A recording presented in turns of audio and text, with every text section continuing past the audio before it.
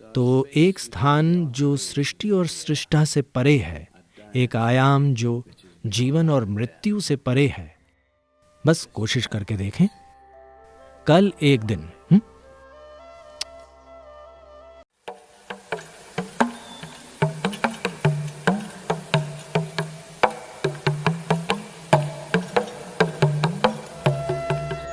हवा की अपनी ही आवाज है, पानी की भी और धरती की भी है, और वाकई आकाश की भी है। सभी ग्रहों और नक्षत्रों की अपनी आवाजें हैं। दर्द की आवाज होती हैं, खुशी की आवाजें, दुख की आवाजें और आनंद की आवाजें होती हैं। हर चीज की एक ध्वनि होती है। इंसानी जीवन में ये बिल्कुल सच है। जीवन और मृत्यु दोनों की ध्वनियां होती हैं। यहां तक कि मौन की ध्वनियां होती हैं। तो ध्वनियों का जटिल मेल है। अलग अलग ध्वनियों से अलग अलग मंशाएं, मजबूरी के और साथ ही बंधन के विभिन्न स्तर और उलझन की विभिन्न संभावनाएं पैदा होती हैं। तो फिर कोई चुप रहना क्यों चुनता है? मौन जीवन को नकारने का तरीका नहीं है। मौन खुद को कुछ करने से रोकना भी नहीं है। मौन का संबंध मजबूरी से चेतनता की ओर बढ़ने से। सभी ध्वनियां मजबूरी के अलग अलग रूपों और आयामों का ही एक रूप है। जब कोई सचेतन होना चुनता है और मजबूर करने वाली चीजों से दूर होना चाहता है, तो वो स्वाभाविक रूप से चुप रहना चुनता है। Silence does not mean shutting your mouth silence, plugging your ears silence. अपना मुंह या अपने कान बंद कर लिए जाएं। आप मौन में गा सकते हैं, आप मौन में नाच सकते हैं, आप मौन में बोल भी सकते हैं, आप मौन में चिल्ला भी सकते हैं। कोशिश यानी ये नहीं कि जब सभी चुप हों तब चिल्लाना। वो मौन में चिल्लाना नहीं होता, क्योंकि ध्वनि सतह पर है, मौन बुनियाद है। सिर्फ सतह की ध्वनि पैदा करती है। देखिए, पानी सतह से टकराता है और आवाज आ रही है।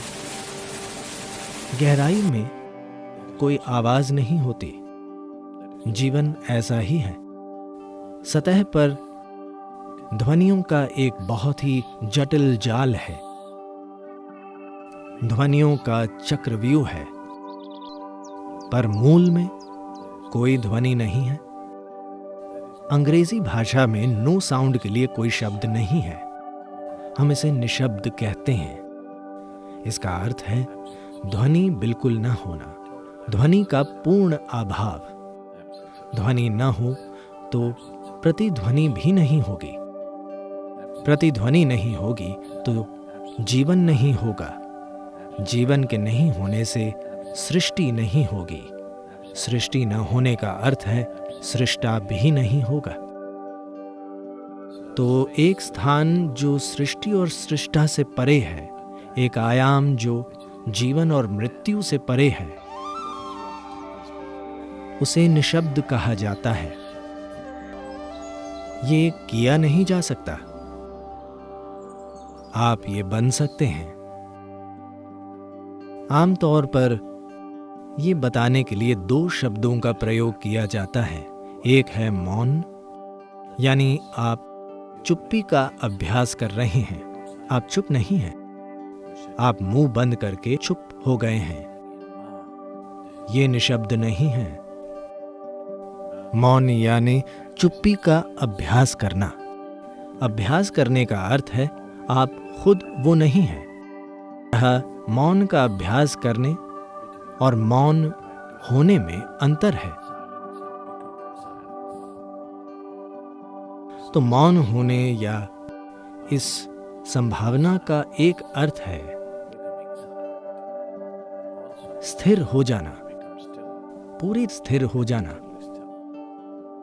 स्थिरता कई तरीकों से पाई जा सकती है।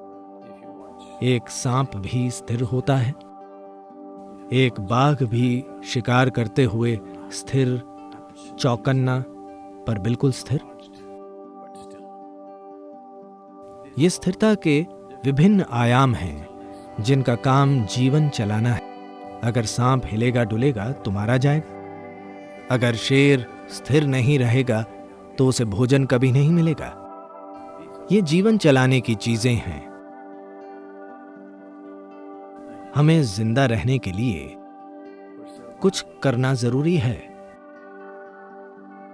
जब इंसान की नजर जिंदा रहने से परे की चीज पर पड़ती है, तभी वो स्थिरता के बारे में सोचेगा। तब वो समझेगा, खुद को देखकर वो अपनी मजबूरियों की जटिलता देखता है।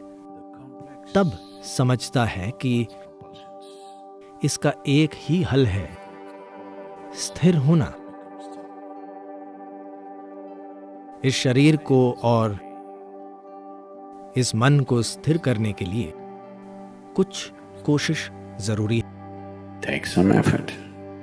अगर कोई बस आनंदित है तो वो स्थिर हो जाएगा, वरना उसे कदम दर कदम काम करना होगा इस शरीर को बिल्कुल स्थिर करने के लिए। तो अगर आपको कृपा पानी है तो आपके जीवन में कम से कम कुछ स्थिरता जरूरी है। ऐसा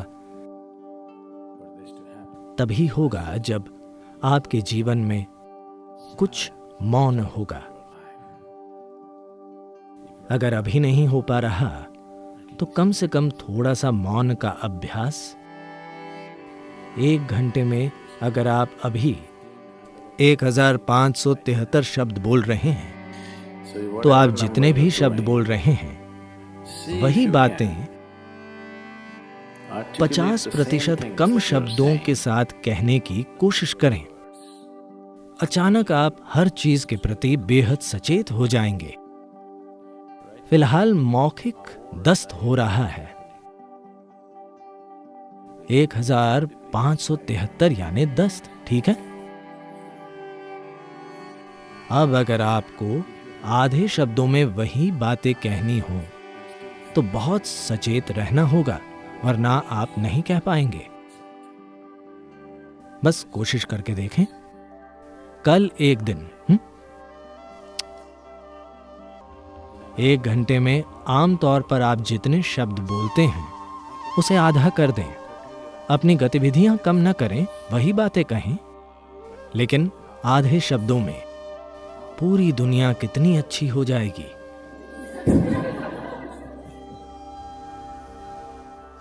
दुनिया अद्भुत हो जाएगी अगर कल हर कोई ऐसा करे तो।